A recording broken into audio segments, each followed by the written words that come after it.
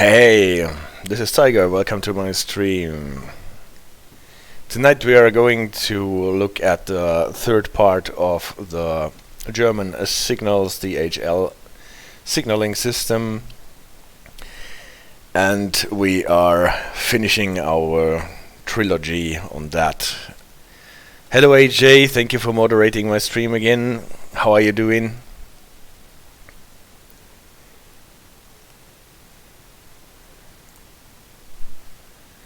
I hope you're doing well, even if there is a latency and a lag between the answers and the chat and so on. We all know that. Doing well, thanks. How about you? Yeah, I'm doing great, actually. I'm feeling quite positive that this is going to be a nice stream tonight. We have to go back to the Nahverkehr Dresden. We have to, because this is the only DLC where we really have the HL signals and can see them in action. The HL system is a system that was developed in the German Democratic Republic and for the Deutsche Reichsbahn there, so we have that in Eastern Germany still. It is going to be replaced bit by bit by the KS system as soon as the signal box they belong to is going to be replaced and modernized, and then they will vanish eventually from the face of the earth, most probably. But at the time being they are still around, and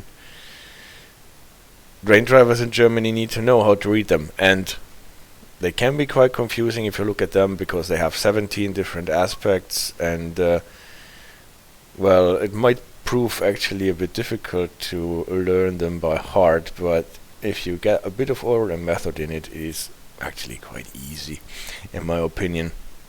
And you only have to memorize 2 times 4 sets of partial aspects, and then you can read every HL signal that there is and no longer be confused. The service that we are starting with is one from Dresden Hauptbahnhof to Cottbus, the Regional Express 18 service, and we will be riding on Baureihe 442, again the Talent 2. Again, this is a choice that I am forced to make because I want to get on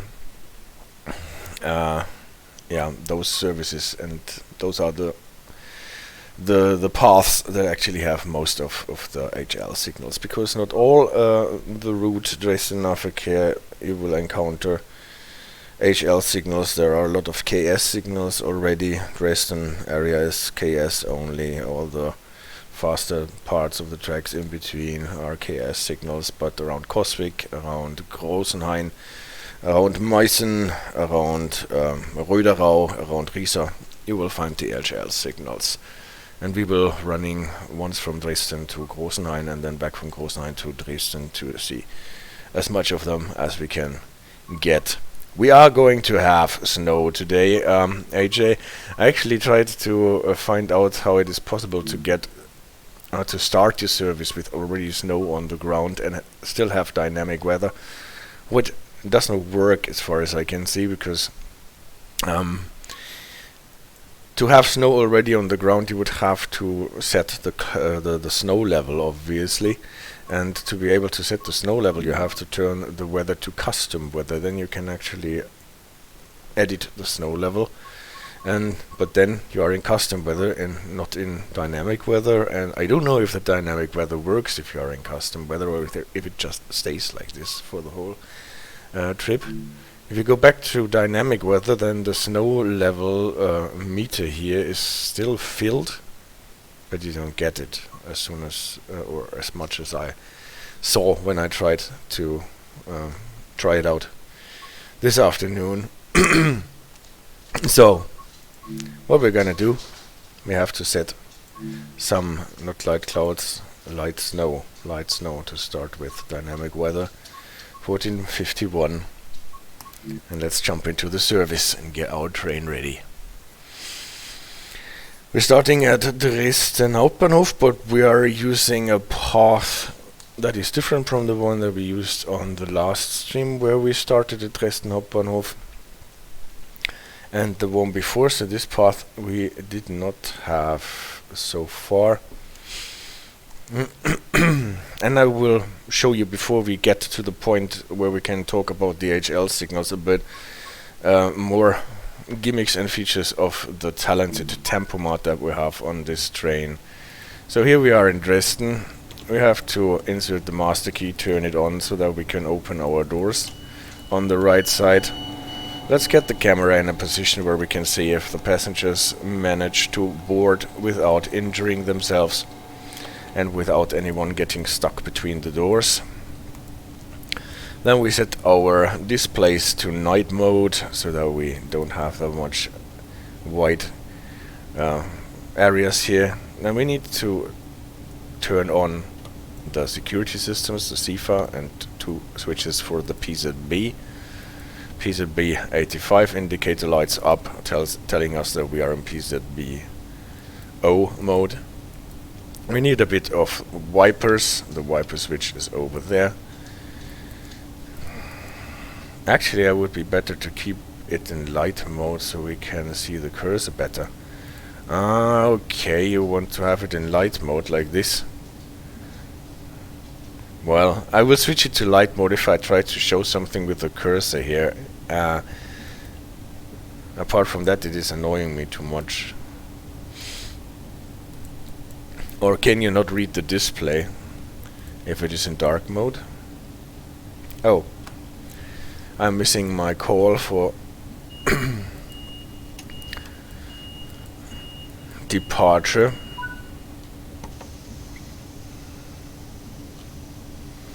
So, we start the train. I put the reverser in forward.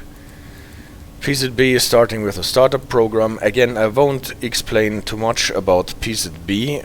We have 7 streams for PZB on my channel, so if you want to learn more about PZB, I kindly invite you to watch those streams or videos. You can see the signal is telling us 40 on top of it. So we have to stick to 40 until we are through the interlockings. I'm using the Tempomat to do that. I turned the Tempomat on as soon as we were very close to the 40, like traveling with 38 or something. Brought down the combined power handle to 5%. I will tell you later why I am not using the Tempomat with the power handle in 0. I always leave it at 5%. After passing the signal, we can go 60. And at this point, I will show you why in snowy conditions it is not a great idea to accelerate with the Tempomat. Usually it is not a problem, just yank it up. But now if you look at the reading here, the power meter jumps around wildly. This is an indication that we are getting wheel slips. Because the talented Tempomat, if you're just increasing the speed that you want to go, is applying all the power that he has, or that it has, and you cannot limit the max power that the cruise control system is applying by keeping the setting low on your throttle. It will just apply maximum, and this is too much when you're accelerating from 40 to 60. We will see later that it is totally okay if you're accelerating from 100 to a higher speed, but in this lower speed areas you should not accelerate using the Tempomat, because this is too much for the snowy conditions here. We are closing in on Dresden-Mitte, traveling with 60, preparing for the stop. And braking, on the other hand, can be done with the Tempomat, or slowing down can be done with the Tempomat even in snowy conditions, because the Tempomat will always apply only 50% of the maximum braking power, and that is safe for snowy conditions from my experience. Judging from my experience, you run a risk of derailing if you are applying more than 70% of the brakes in snowy conditions with a Talent 2. On other trains it might be a different value that you should not go over. But as long as you keep below 65, you should be safe. Obviously for the last bit, for the last 6, you can go beyond the 70, but for seriously slowing down from higher speeds, you should not go more than 70% in snowy conditions. Somehow I have the feeling that the rendering got better after the last update. It has less flickering, the surfaces look better in general, in my opinion. I don't know if I'm just imagining this. Well, probably they did a good job here.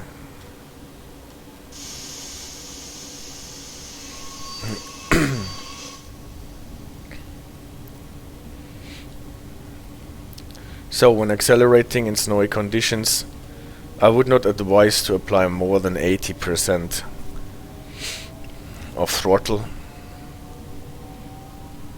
What might be a wise thing to do even if you are not running in snowy conditions. But even in snowy conditions with 80% you should not have a problem of getting wheel slips. Again, to use the Tempomat, I'm bringing the speed close to the intended speed, and as soon as we are 2 clicks below, I turn on the Tempomat and then bring the power back to 5%. We can use this to get some amazing externals from crossing River Elbe. There is a Congress Center where I happened to be a couple of years ago. It's really a nice building. And in the background you could see the inner city of Dresden, the old town, with the Frauenkirche, the Semperoper. Again, you can see I can use the talented Tempomat for slowing down. No problem, no wheel slips, no sliding, and obviously no derailing. And we are closing into Dresden-Mitte.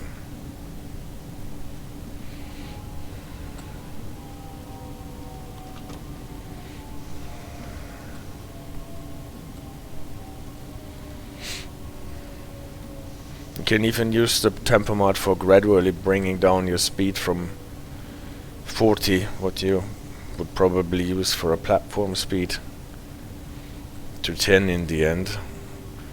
And after that I would usually use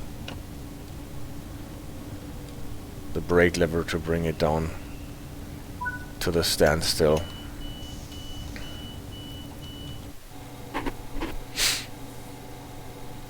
In Dresden-Mitte they managed to stop it from snowing inside the building underneath the roof, but still obviously they did not manage to get the snow out that is on the platform.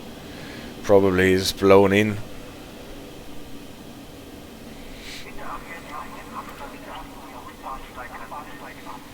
So we managed to make up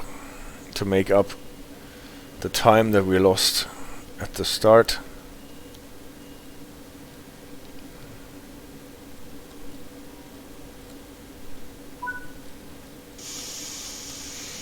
This train releases the brakes not before you get the power handle into power.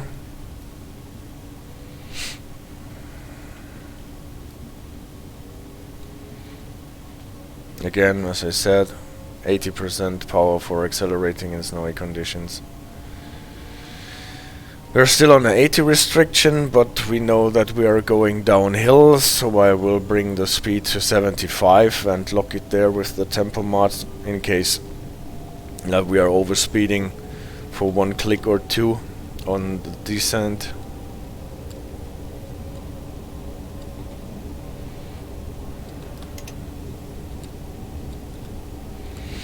On the forums you can actually read a lot about why it is not good to use the Tempomat or any cruise control system. Why it is better to always manage speed manually. But I think this Tempomat is actually a tool that you can use. So, now we are downhill. We can go to 80. There is a LF7 saying 100. Soon there will be an LF7 telling us we can go 160. So this is the fast part here. And now you can see I can use the Tempomat to accelerate to the 160 without us getting wheel slips, even in the snow. Starting from a speed of 80, we are fast enough so that we have enough traction. And actually the force that we need to accelerate, or if you want to put it the other way around, the additional force that the train can put on the track is not that high that we are getting additional wheel slips.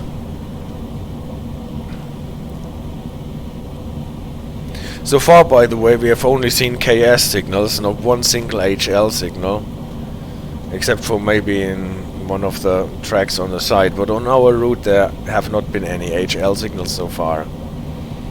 Even at the end of this high-speed track here, 160 maximum velocity that a train that is not running under LZB can go in Germany. Even at the end of this high-speed track, we will be slowed down first by a KS signal telling us that we have to slow down to 130. And this is not surprising, because the HL signals were designed for a railway network that was limited to a maximum velocity of 120 anyway. So all the aspects that you can get from HL signals don't go beyond a maximum velocity of 120. And now that we have tracks with higher authorized speeds in Eastern Germany, obviously we need KS signals for that. But as soon as we are brought down to 130, then we will be actually getting our first HL signal with an aspect that we do not have in the KS system, that we do not have in the HV system.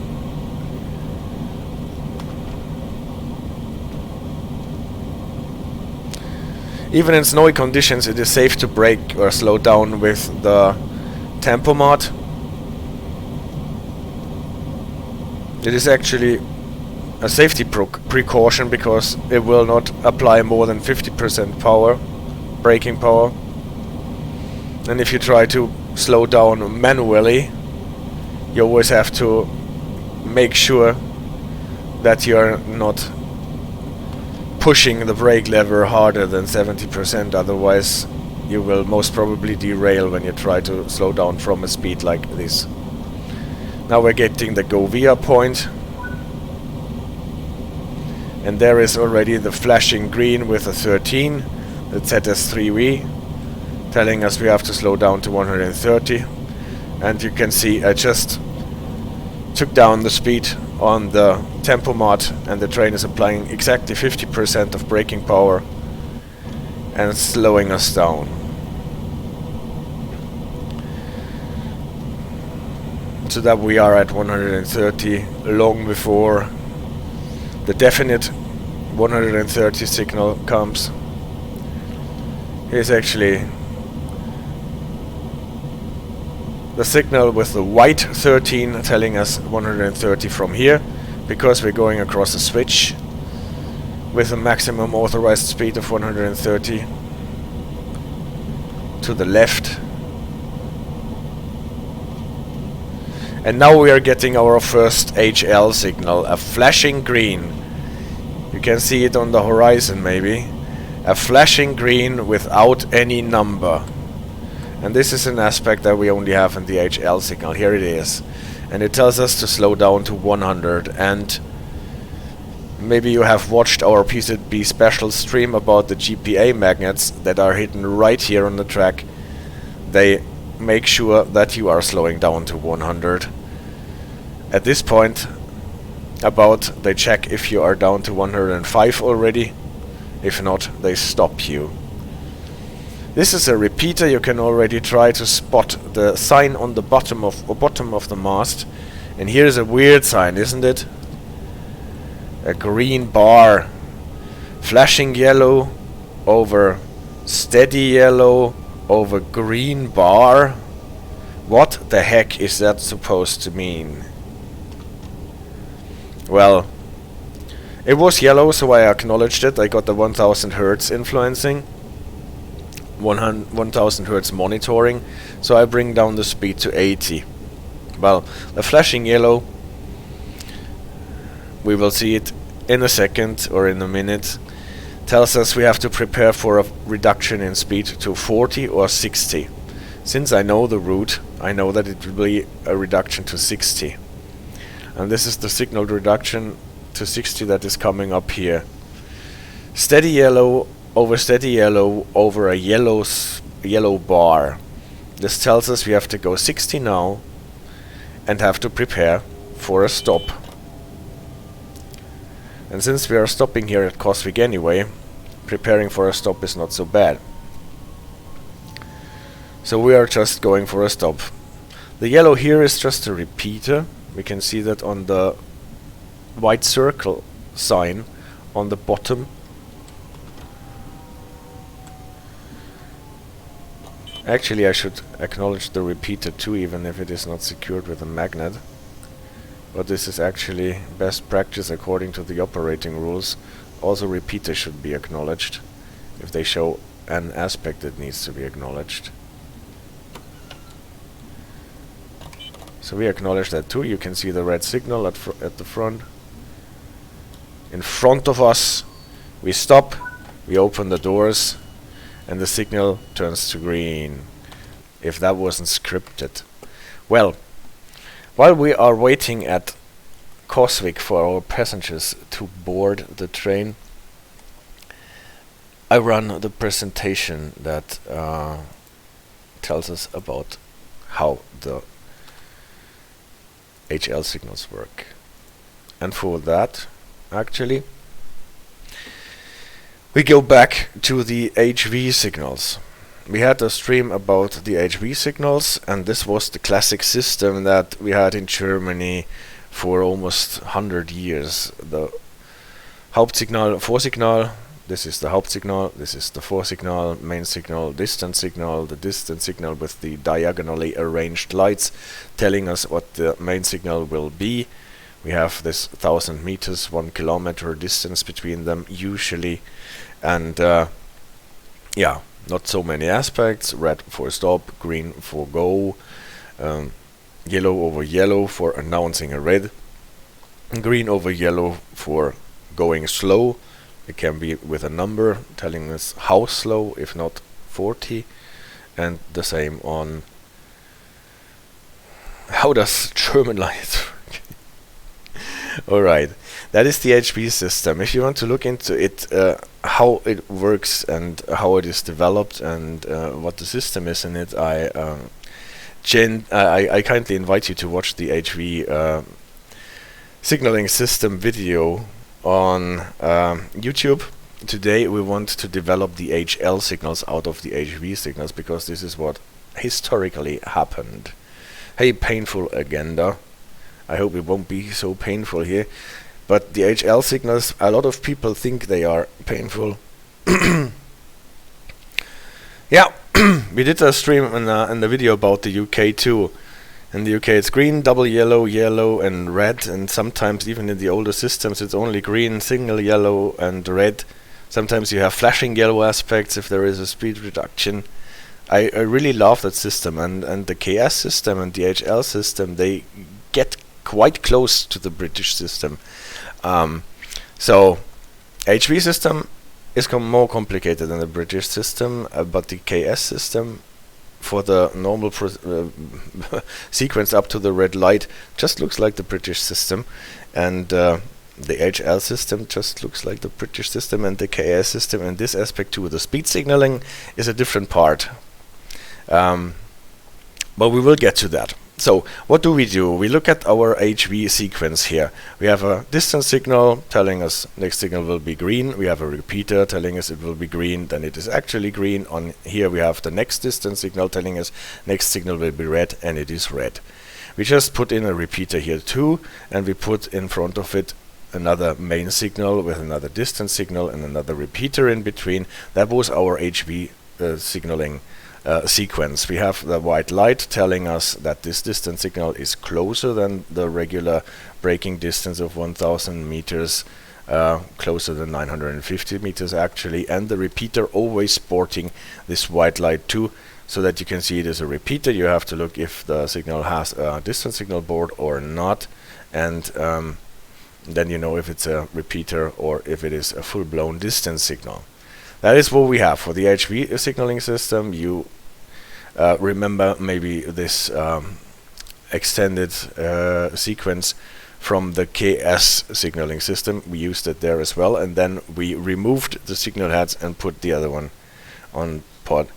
Two German railways have the shutdown if you go past the red, like UK most advanced routes. Yes, this is what the train stop system in the train protection and warning system does in UK, and it is actually in the game in the southeastern high-speed route. We will have a stream about this just on the on Sunday, like in 3 days. And in Germany we have that as well. We have the 2000 Hertz magnets, and they stop us if we are actually trying to run a red signal. This is totally the same system here. The 2000 Hertz and the train stop system in the TPWS work, in my opinion, exactly the same. So, but back to our developing the HL signals out of the HV system. The red signal is obviously still a red signal. It is a single red bulb usually, not the double red bulb that we had in the HV system usually, and it actually retains its name. To be fair, when it was still in the German Democratic Republic, it was called the HL13 aspect, but since the reunification of Germany, it was renamed HP0 to have a single red aspect for all the signaling systems with the same name, because that is obviously the most important signal, and it needs to be unified here. On the other end of the spectrum, the proceed signal, the green one, is called an HL1 in the HL system, and it looks as you would expect it to look. It is a single steady green light, and it is the same aspect on a distance signal too. So you have the HL1 on a distance signal or on the main signal. To distinguish the both, you have to look on the mast sign. If it has a distance signal board, an NA2 sign, then it is a distance signal. If it has a mast sign that tells us that the signal is a main signal, then it's obviously a main signal. And if it is a repeater, I will get to this, then it does not have any sign at all, but it will have the same aspect. You will see that just right now. What happened to our little white light here, telling us that the signal is closer than 950 meters to the next main signal, closer than the regular braking distance? The HL signals do not have additional white lights. So what do? Where do they put them? They put them on the distance signal board. Did you see what appeared here? Usually we have just the V and the mirrored V from the bottom, or what looks like an X actually when you look at it from above. And since we cannot have a white auxiliary light here, we put a white circle in the middle of the distance signal board. Is it purpose that the L is a lowercase letter? Of course it looks like, yeah, it is a lowercase letter. It is written as a lowercase letter in the directive, so I used the lowercase letter on my presentation too. So it looks like high high one, but it is actually HL. No. Well, yeah, but you saw the principle here. We cannot have a white light on those signals, so we put the white light in form of a white circle on the distance signal board.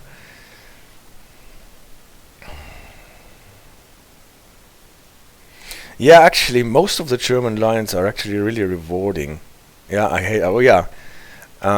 And especially the Dresden Nahverkehr has a lot of stuff happening. There are freight and passengers and many branching lines, and it is just the best DLC for exploring PCB and signaling systems.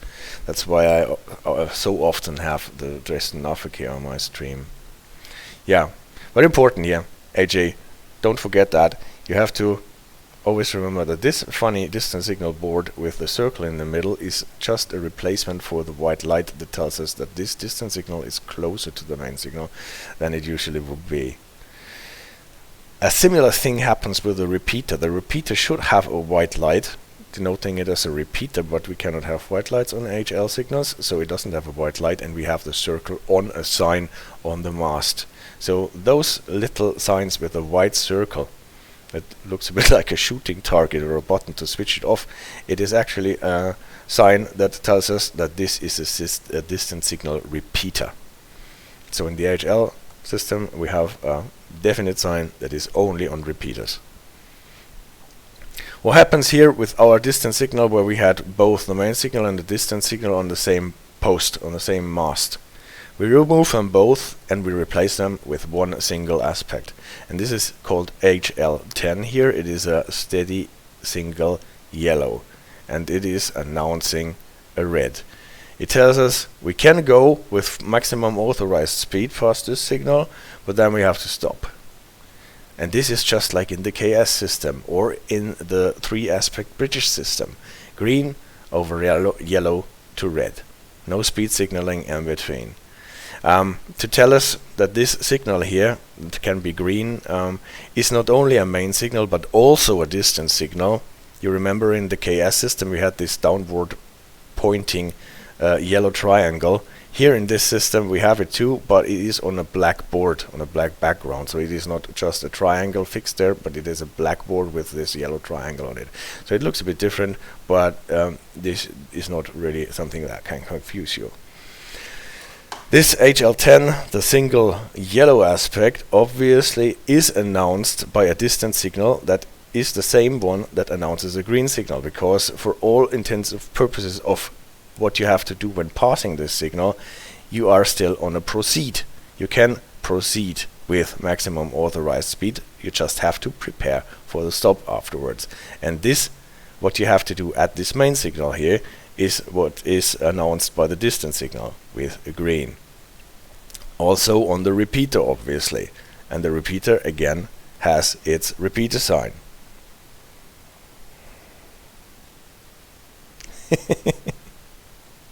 Yeah, I'm not using the next signal guide on the game because actually it only has 3 aspects on the game, right? It has only green, yellow and red, and all the beauty of the signaling systems, it is lost if you rely on that. But it is totally okay if you have more fun with using those in-game helps, then this is fine as well. But it is actually rewarding to look at what is happening, and those guys at Dovetail Games, they invest a lot of time and money and brain works to get them actually working as they are supposed to work, and I really appreciate that, and it is worth it to look into it, right? Well, now we know how this signal HL10 is announced, and when it is repeated, obviously it has the same aspect again, HL10. Ah yeah, okay, I understand. Yeah, American systems, we have some streams about American signaling systems as well on the YouTube channel, videos explaining them. They are obviously even more confusing because every railroad carrier can have their own signaling system, and even within the same railroad carrier on different routes they can have different signaling systems, and this is really something where you can get lost in, but also very rewarding if you try to understand all the different systems and the different ruling principles and so on. Yeah. While we were talking about this, we actually developed our line from green over yellow to red in the HL system. And the only thing that is a bit awkward are those white circles replacing the white lights. apart from that, it is totally the same that you have in the KS system. The single steady yellow as a combined aspect of proceed now, prepare for stop later. The red obviously for don't go, and the green for go. And this looks totally like the KS system and the 3-aspect British system. So it is easy to understand. The speed signaling is a bit more difficult. In the HL system we had the green over yellow that was ordering 40 now until you are through the interlockings, unless you have this additional sign ZS3 telling you 60 now.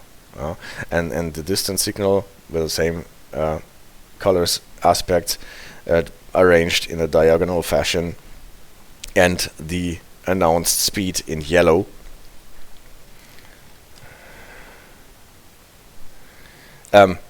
It will have the one on top here, this one, AJ. Well, it does not have the white circle because it is in a distance of 1000 meters.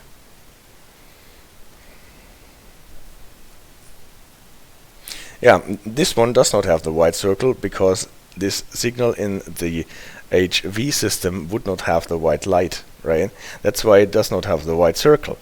The white circle replaces the white light. If the signal is in the regular braking distance, it does not have the light, it does not have the circle. That is purpose. Yeah, totally. The old lift up and down signals, yeah, the semaphore signals. Maybe I will make a video about that too. In there is no train sim world route that has semaphore signals, form signale in Germany. We have some older British routes with some semaphore signals. Yeah, maybe we'll look at this too. Yeah, what do we do with our speed signaling here? The HP2 aspect from the HV signaling. We remove it and we can actually replace it here with a signal like this, telling us 100 now. This is on the bottom, the steady yellow and the green stripe. And on the bottom we have a green light telling us later you can go back to maximum authorized speed. We don't have any signs that can display numbers in the HL system, and this is why we have those bars or stripes underneath them. Again, we put this here to tell us that it is a distant and main signal combined. And how is this announced by a distance signal? It is announced with a flashing green. This is what we have seen when we were just running into Coswig. Again, here is the white circle again, because this signal is closer than 950 meters in my example. This is why we get this distance signal word. And this flashing green without anything on the bottom is an HL4 distance signal and telling us expect 100. This is why I said this signal is telling us we have to go 100 at the next signal. And this is the signal that is telling us 100 from here. At the next signal you can go back to maximum authorized speed. So you can see those signals actually always need to be read from bottom to top. On the bottom it tells you what you have to do now. On the top it tells you what you have to expect at the next signal. Like this signal, it has nothing on the bottom. Being a distance signal, you don't have to do anything right now. You can just pass it with the speed that you're traveling on. But you have to prepare for having to slow down at the next signal to 100. Then this signal tells you in the bottom you have to be down to 100, and on the next signal you can speed up again. And there are more aspects of that kind.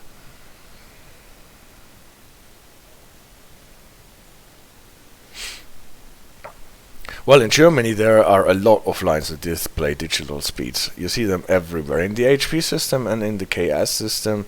In the KS system, obviously, because they rely on that, they don't have aspects without those numbers. In the HP system, you see them a lot too. Here in the but you're right, it is actually a cost thing, and for the German Democratic Republic then it was a thing to unify it with other Eastern European countries, as far as I know, that use similar systems, and that's why they implemented it. And you don't have to show any numbers with those bulbs. You can just rely on your colored bulbs, and that's it. So a flashing yellow, actually, what we have seen on one of the signals that we were running into towards Coswig is an HL7 signal, and it tells us we have to expect a reduction to 40 on 60 on the next signal, and that looks like this. If it is yellow again with a yellow bar, you have to go 60 here. If it is a yellow without a yellow bar, then you can go 40 here, or have to go 40 here, and can expect to go back to maximum authorized speed at the next signal. Now we have actually seen all the possible aspects that we need to know on the bottom and on the top in our sequence from green to red, and in our possible speed reduction here. But obviously you combine them together, and then you can get even more signal aspects, exactly the 17 that the HL system has. So this looks a bit confusing already, and it seems to be a different thing to memorize all that stuff, but it is not so hard.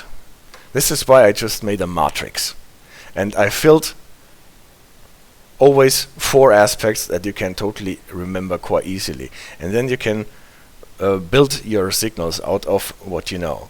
So I just put a cover on the top half of the signal and only look on the bottom. On the bottom it can display nothing. That means Vmax now. You don't have to reduce your speed at all. You can go with the maximum authorized speed, track speed, civil speed. No restriction here. Vmax now. If there is a yellow light on the bottom, it tells you there is a restriction. You cannot go maximum authorized speed here. You have to slow down. If the yellow lamp has a green bar with it, then you can go 100 from here. If the yellow lamp has a yellow bar with it, you can go 60 from here. And if it has no bar at all, you have to go 40 from here. So this is what you can encounter on the bottom part of the signal. No restriction if it is black, 100 if it is yellow with a green bar, 60 if it is yellow with a yellow bar, and 40 if it is only yellow on the bottom. Here we look at the aspects that you can encounter on the top half of the signal.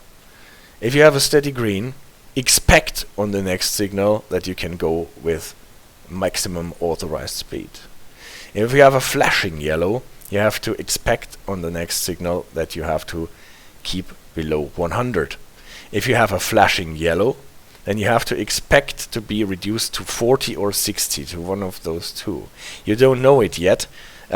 Sometimes you know it because you know your route, or because you can read it up in your timetable if it is a reduction to 40 or 60. If you're not sure, you have to prepare for slowing down to 40. But this is an ambiguous aspect insofar as you do not know if it is 40 or 60 at the next signal. If it is a steady yellow, it is not ambiguous at all. You have to stop. Funny how a railway can't run with one signal out. Makes you wonder why they can't just move a signal one light back and treat broken signal as not existed when no line is shut down for repair. Well, depends. There are some ways to actually indicate that you do not need to stop at the signal that is out. You can have a set signal 1, or you can put something on it, but obviously if there is a security risk in just ignoring the signal, yeah, then you need to shut it down and wait for it to be repaired or divert the trains. But we will look at this in a different video, maybe as that signal, a replacement signal 1 and stuff like this. Now I will just fill out my matrix here. The thing is, this is what you have to remember about the HL signals, what you have to memorize. The aspect for now, no restriction, 100, 60 or 40, it is always a yellow lamp. There is never a green bulb on the bottom half. Green stripe 100, yellow stripe 60, no stripe 40. For expecting steady green, expect maximum velocity. This is not surprising. Flashing green, expect 100. Flashing yellow, 40 or 60. And again, a steady yellow, not surprising, expect a stop. And then you can just put them together.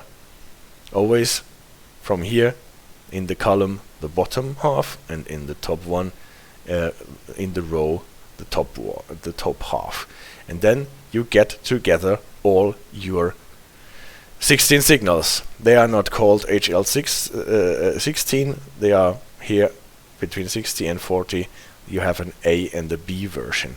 So I just uncovered it very quickly, because it is actually not rocket science to do that. You just take from for this column the bottom thing here and the top one there. We had a signal out on local line. Every train had to stop regardless of whether the line was clear, and they had to call. Oh yeah. Okay. Yeah, that is actually really, really bothersome.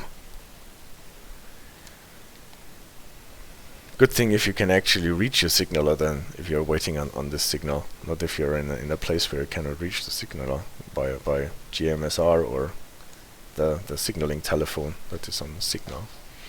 Well, yeah, now the matrix is filled. So on every signal that you can encounter, you can just look on the bottom half, like for example this HL6B. Yellow bulb on the bottom, yellow bar, I have to go 60 now, and on the flashing green light on the top, and expect 100 on the next.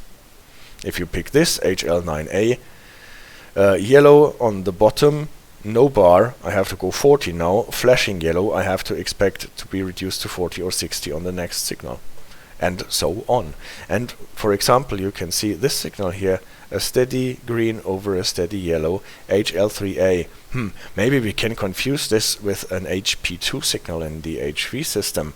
Langsamfahrt, reduced to 40 if there is no number. Well, is it so bad if you confuse it? What do we have to do in the HL system? On the bottom it is a steady yellow, 40 now, expect to go back to maximum speed later when you're through the interlockings. This is quite close to the HP2. And this, isn't this magic? We have a totally different system, a totally different ruling principle, and yeah, all the same. It also results in almost the same indication.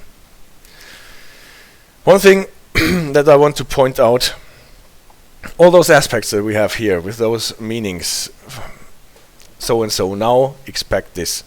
You can encounter on main signals and combined signals. The main signals only have the now aspect, usually. The combined signals have both. 100 now, expect whatever later. So on main signals and combined signals you can encounter all those aspects. On distant signals you can only encounter those 4 aspects. Why? Because distant signals and distant signal repeaters can never tell you anything what you have to do now, but only what you have to expect on the next signal. And this is why you only have those expect aspects with the bottom half black. Also, this is quite self-explanatory. I think German signals are much more difficult because your trains are going so fast. UK average speed on rev is probably 50 and easier to stop. Yeah, I think generally in Germany trains are going fast, but if you look at on well, Southeastern High Speed, obviously they go faster, but even on the Brighton main line, when you're running from London to Brighton, south of Gatwick, you're usually always on 90 miles, right? So this is quite fast too.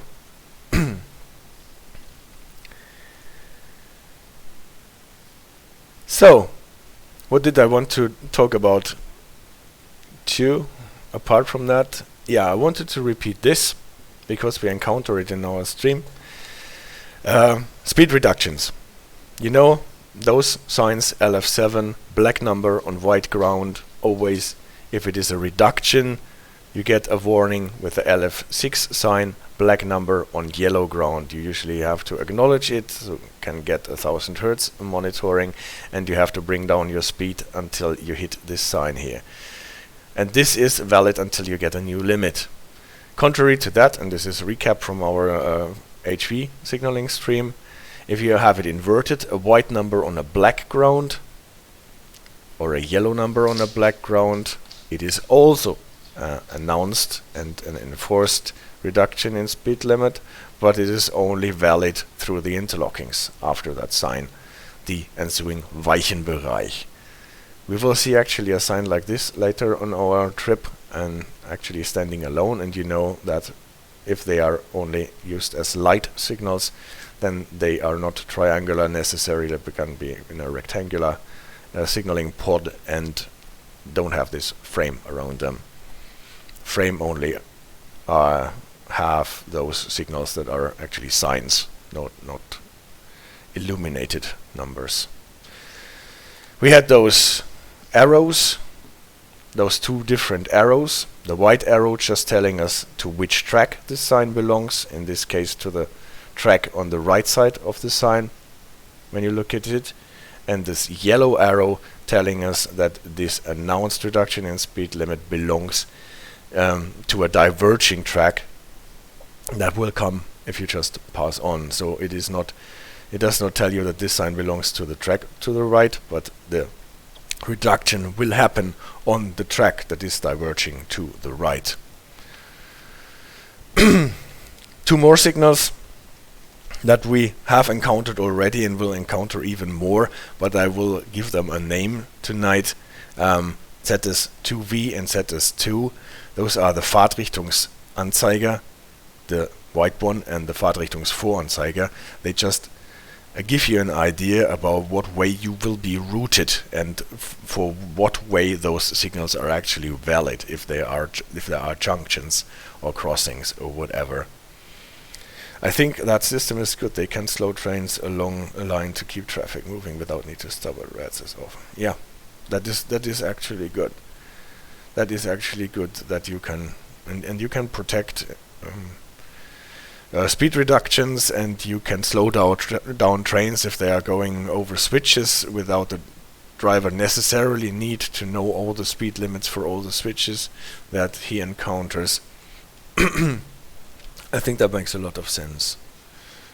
Speed signaling in the British system with the double flashing aspects is actually a quite clumsy thing, and you never know what the speed reduction is on the switch until you get to the sign that is telling you with the diverging arrow, or you get a Morpeth board with an arrow for the diverging line.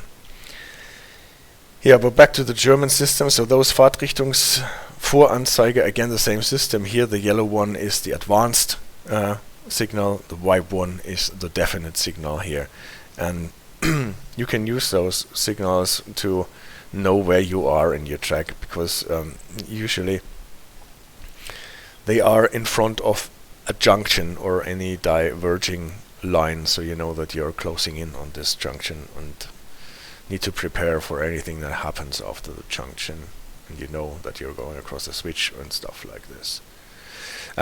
The letters that I used, they depend on what the signaling box in this area uses, and they are usually issued to the train drivers before, and you find it in your timetable, so that you know what N or F or S or G or whatever actually signifies.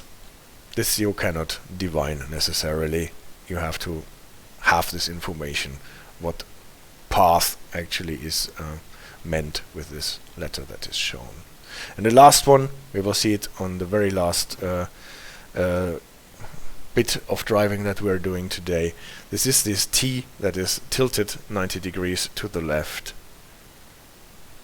And this tells you, it is called a ZS13, that you're running into a dead-end track or a short stop track, so that you are actually running in a piece of track that is shorter than it is usually, so you have to prepare to stop earlier. Question, are you a train driver in real life? No, I'm not a train driver in real life. I'm just an enthusiast about playing this game. I really like this game, and I find it rewarding to look into all this stuff. I'm very good at reading code, and all my information here is based on what you can read up in the directives that you can download from the site of DB Netz AG, the German Infrastrukturunternehmen for the railway, or for the British streams, what you can read in the driver's handbook that you can download from the RSSB for Great Britain, or the operating rules that you can somehow find for the American railway carriers. This is how I get my information, but I'm not a train driver in real life, and every information that I give here is thoroughly researched, but obviously only my own opinion and my own interpretation of all that, and intended solely for playing the game and enjoying it. Yeah, I hope you enjoyed this presentation through the HL system. This is nothing to be afraid of. It looks complicated if you have to memorize 17 different aspects. The 16 here plus the red one would be the 17th, but it gets so much simpler if you just memorize 2 batches of 4 and then read the signals from bottom to top and just place them together. What do I have to do now? What do I have to expect on the next signal? And this is something that you can do, I guess. Going back to the train. We're still loading our passengers. Thank you very much. And I really find it great that this simulation in a computer game you can learn that much about railway regulations, signals, safety systems, railway technology.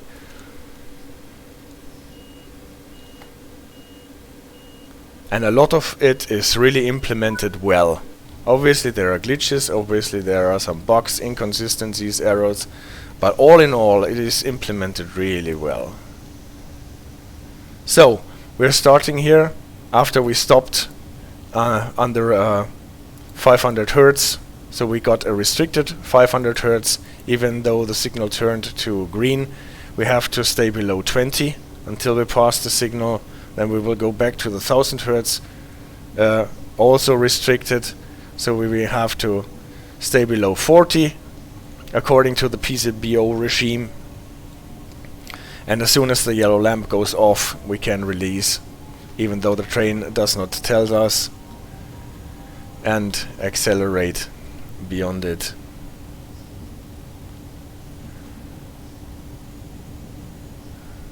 Yeah, that is true. In Great Britain, track knowledge is everything. So now I released, even though the train still tells us that we are restricted to 40, we are actually no longer restricted to 40. As you can see, I am accelerating beyond the 40. I'm not getting a Zwangsbremsung even though the 85 lamp is flashing. This is a graphical bug here. It is totally correct that we can release here. Here you can see the white circle sign on the repeater. The beep here is not correct as well, in my opinion. Again, accelerating to the 120.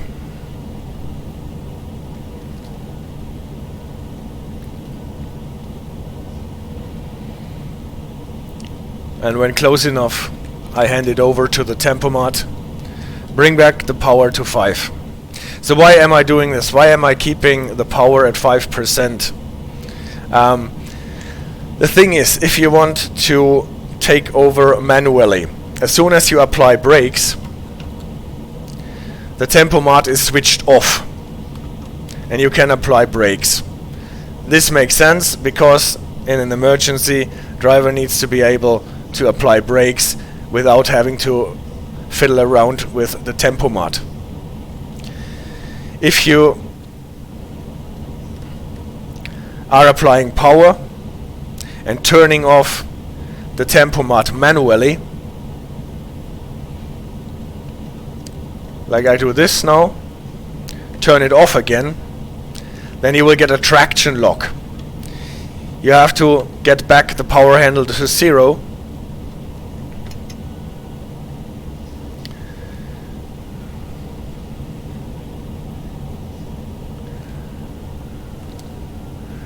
Before you can apply power again. Now we have to prepare for a stop though. I'm taking over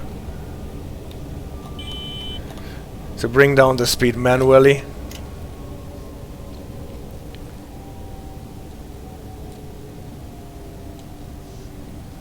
Yeah, you heard it.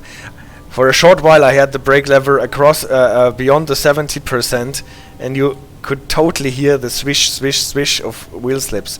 And if that happens a couple of times, you're gonna derail. And we don't want to do that. You saw the yellow aspect. Signal in front of us is still on the yellow.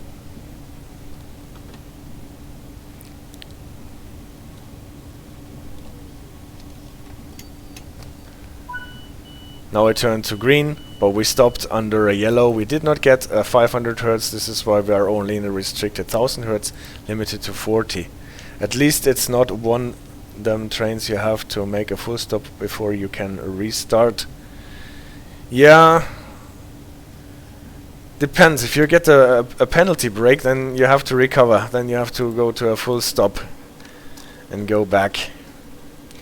Or do you are you talking about the cruise control system? Are there cruise control system where you have to make a full stop before you can get out of the cruise control? I don't know. You should look into this, AJ.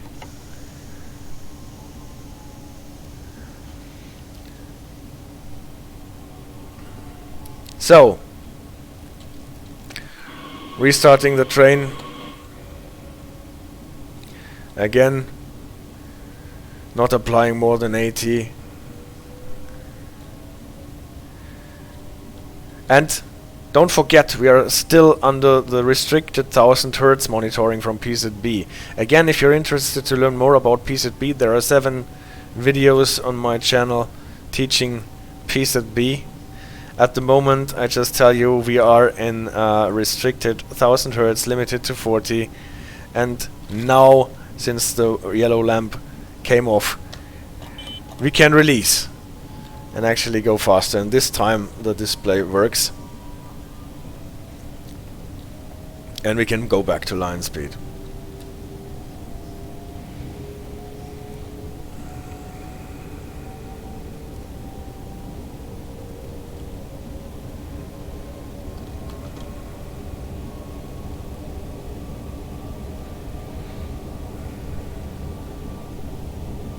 Priestewitz, that's 10 kilometers to Priestewitz, so this is quite a piece of track.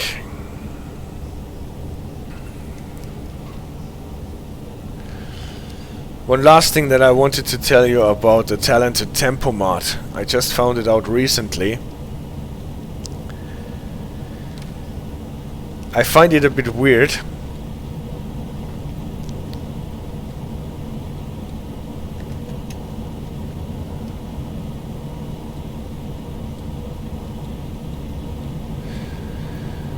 You're talking about the ICE trains. Why don't high-speed train use combined throttle instead opting for separate?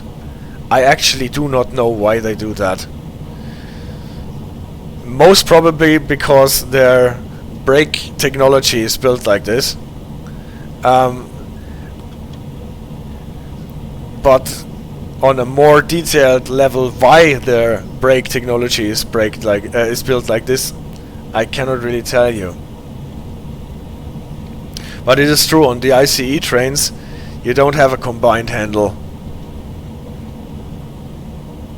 On the Javelin you have a combined handle, haven't you? On the TSW? I don't know right now. But on the ICEs you have separate handles. Maybe it is because you want the driver to use both hands, left for throttle and AFB, right for braking.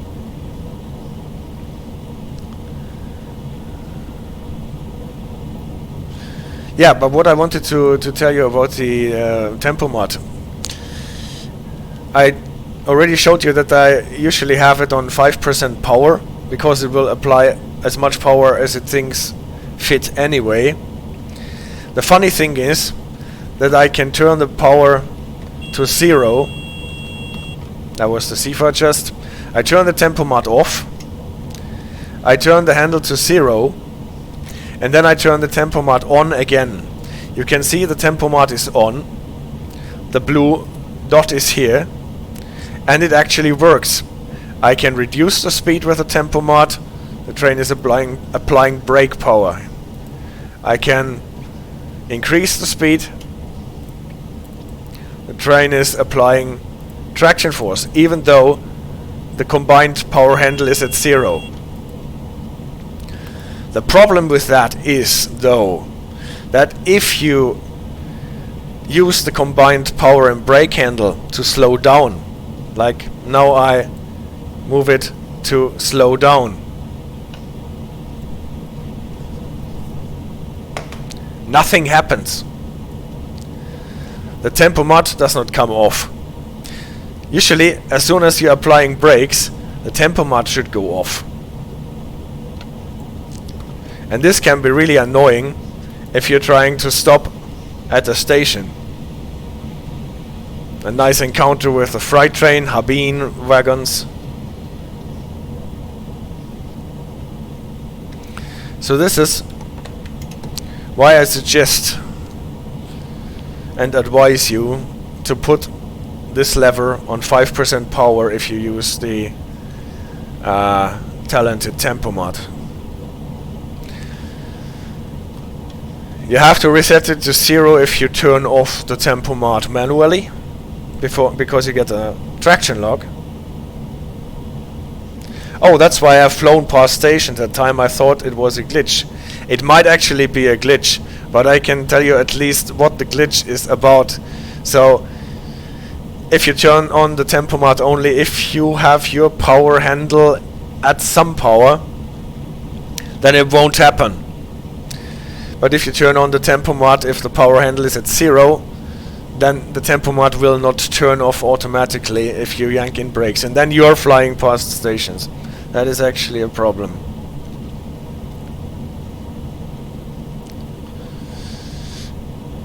I did not find any documentation of how this tempomat is supposed to work, but I actually suspect that it should not be possible to turn on the tempomat if the power and brake handle is at 0. As simple as that. It should be at least at some power. 5% is the minimum. And then everything works.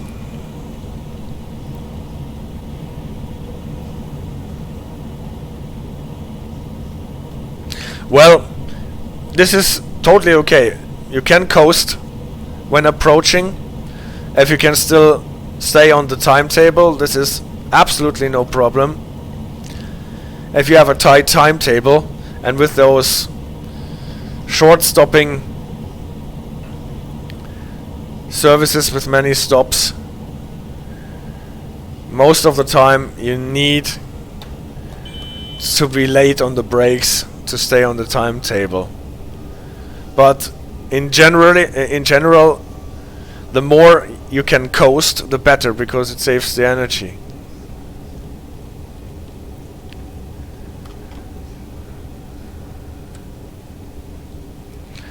Now reduction to 60 is announced. Actually, we have to slow down to 80 for the PZB.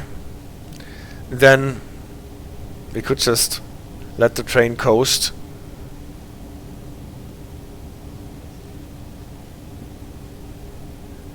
The problem is if you're using the tempomat and go to coasting, then the problem is with that glitch that we just talked about, right?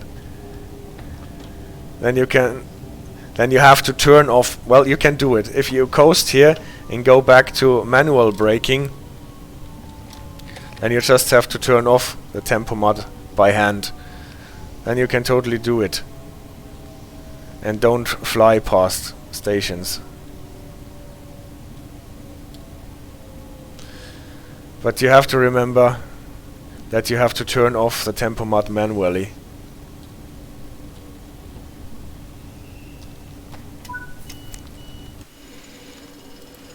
So, snow stopped falling.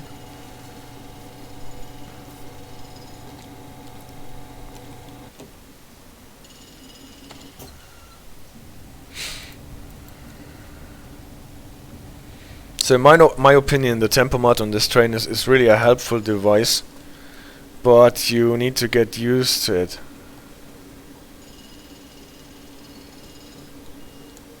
Yeah, you can try. That should work too.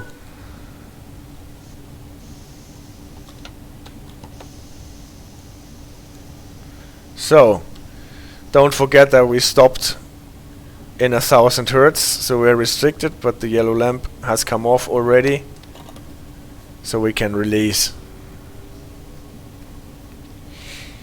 The 60 reduction is active now because we are diverging to Großenhain.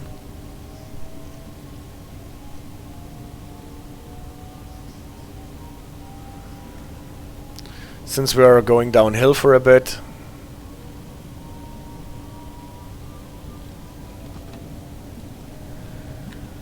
I freeze the speed at 55 until we're downhill, bring down the power to 5%.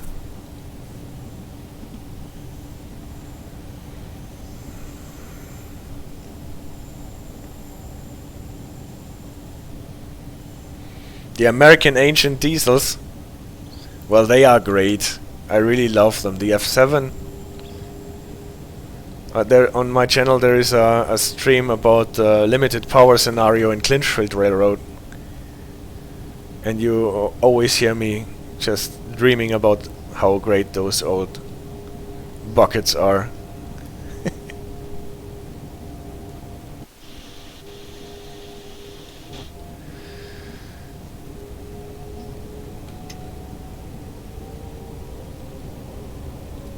Yeah, I used the Tempomat to accelerate and we got into trouble with wheel slips. So turn off the Tempomat and bring the speed manually to the 100 and then turn on the Tempomat again. But since I turned off the Tempomat, I got a traction lock, I have to reapply power.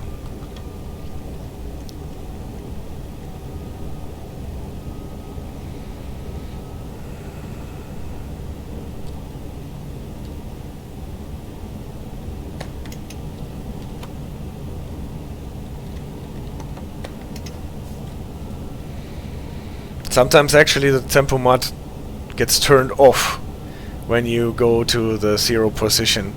That should actually happen in my opinion.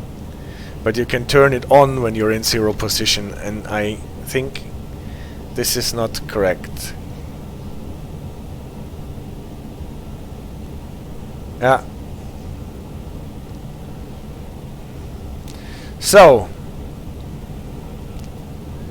this is an HL signal again, a flashing single yellow, warning us about the restriction to 60 or 40.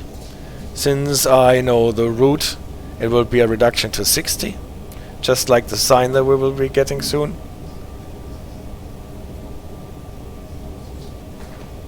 I think in real life you cannot turn it on when the handle is in 0. At least this is how I would build this system. As soon as the handle is in 0, the Tempomat should go off and cannot be turned on.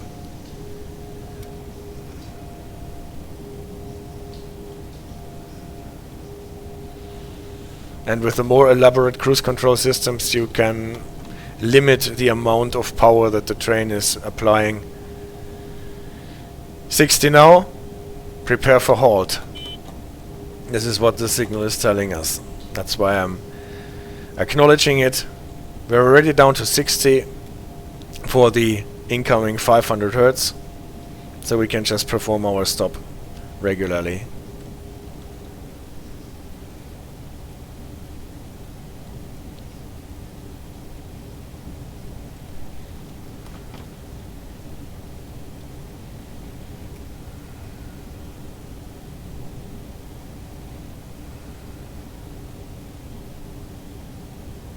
Yeah.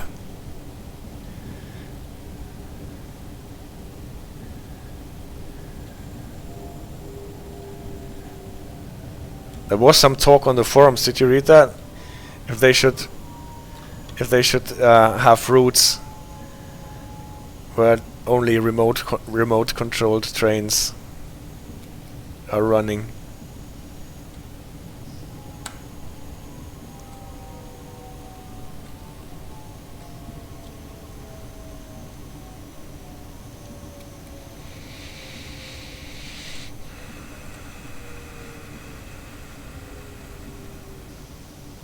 So, this is our final stop.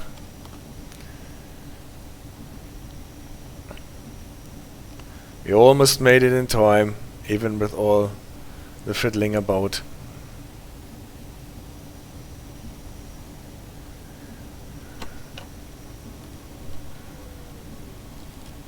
And I'm a bit late now. You could have scenario the autopilot is broken, try to keep schedule manually. Yeah. Actually, I'm always happy if they have scenarios where something gets broken and you have to use a different way. Actually, you can drive this train without the tempomat totally fine.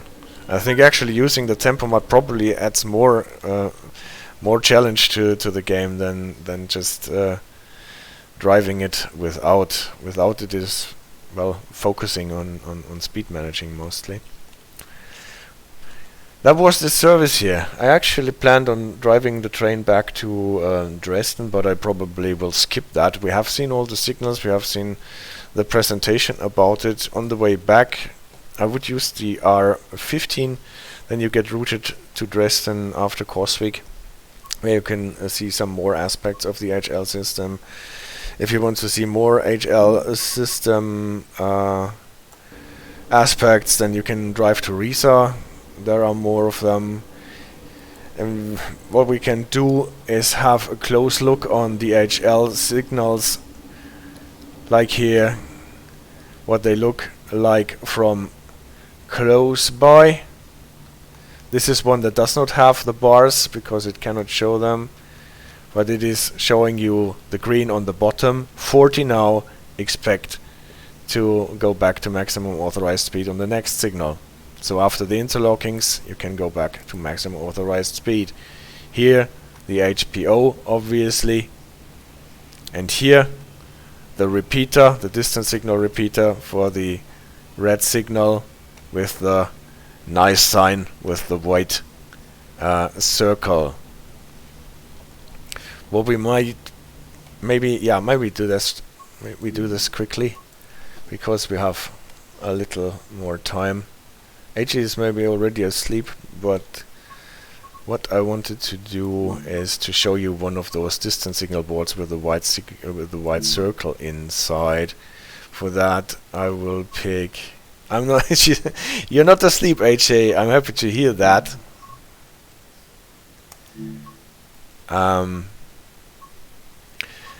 Röderau, Dresden. I just pick a random service that starts in Röderau, just to get there and to be able to use the external cameras.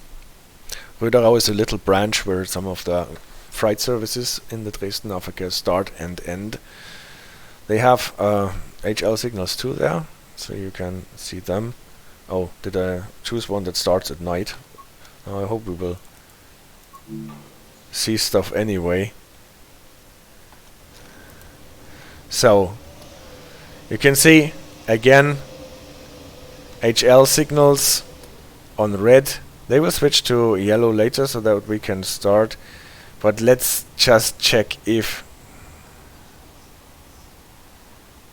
here, for example, an HL aspect with the yellow bar telling us 60 now, go back to maximum authorized speed later.